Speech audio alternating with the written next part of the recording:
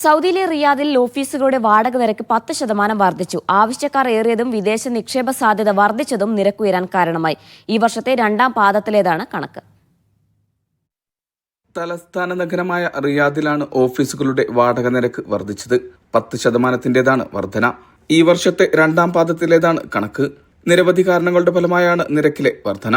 പ്രധാന കാരണങ്ങൾ ഇപ്രകാരമാണ്.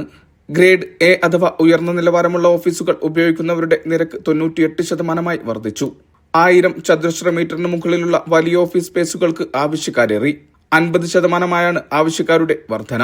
ശക്തമായ GDP വളർച്ച, വിദേശ നിക്ഷേപകർക്കുള്ള ആകർഷണങ്ങൾ, US, UK കമ്പനികളുടെ റിയാദിലേക്കുള്ള വ്യാപനം, ബാങ്കിംഗ്, ഫിനാൻഷ്യൽ സർവീസസ്, ഇൻഷുറൻസ് എന്നീ മേഖലയിലെ സ്ഥാപനങ്ങളുടെ വളർച്ച, ആഗോള കമ്പനികളുടെ ആസ്ഥാനം റിയാദിലേക്കാക്കണമെന്ന നിയമം തുടങ്ങിയവയുടെ ഭാഗമായാണ് നിരക്കിലെ ഉയർച്ച.